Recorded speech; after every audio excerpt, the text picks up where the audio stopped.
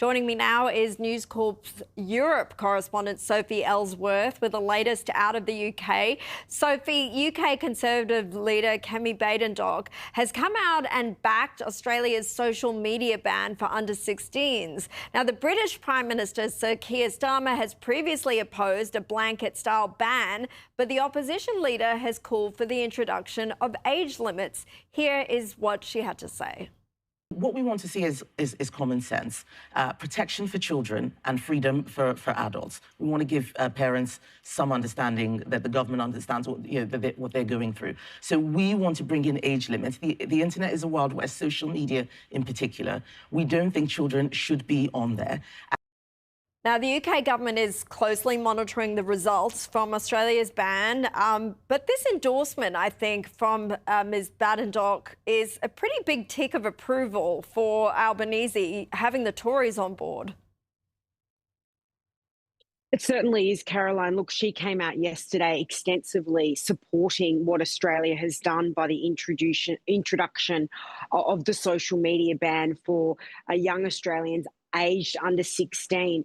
But Sir Keir Starmer has stopped short of saying that he will implement a blanket ban. Now, whenever the government ministers are asked about whether they will enforce a similar or try and roll out similar legislation here, Caroline, they pull out the same line every time, is that we are monitoring what we are doing down under.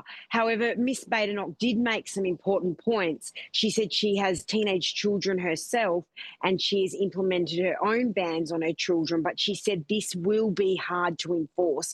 But she has come out very strongly on this, and it is a tick of approval for Anthony Albanese's move for the government to implement this last month. Yeah, you know, I mean, I think it is up to families like Ms Badenoch has done to put in their own controls, but I still don't like the idea of young people being on it, so I'm in favour of this. I know a lot of people at home have their concerns about free speech. But look, let's move over to the Sussexes because we can't let a cross with you go by without getting the latest on them. Meghan Markle is planning to return to Britain for the first time in 4 years, and she's expected to join her husband for an Invictus Games event in Birmingham. Sophie, what sort of reception do you think Meghan will get for her big homecoming? Well, Caroline, it's not exactly clear whether or not she will return in July when there is preliminary events for a year out of the Invictus Games, which is in Birmingham next year. Now, it is dependent on the Sussexes having their security returned here in Britain when they return here. So we're waiting to see the result of that. But if she does return, Caroline, be assured, I think she will get a very poor reception. The Sussexes are very much on the outer here in the UK. A lot of the British public is very annoyed at their treatment towards the royal family. I think eventually Prince Harry could be welcomed back by the British public, but there is no doubt she is very much disliked by the British here across the UK, Caroline. Oh, no, not just in the UK, across the whole world, I would say. It's unanimous over here in Australia too. Look, the Invictus Games could also bring something else about, a reunion possibly between Prince Harry and King Charles. The King and his family are expected to be offered formal invitations to the Games next year, and there are reports the King may even take part in the opening ceremony. Sophie, this would be quite the moment. But do you think a reunion between the King and Prince Harry is likely? Well, it certainly seems to be pointing in the direction that Prince Harry is trying to mend the broken relationship with his father. We know King Charles is battling cancer.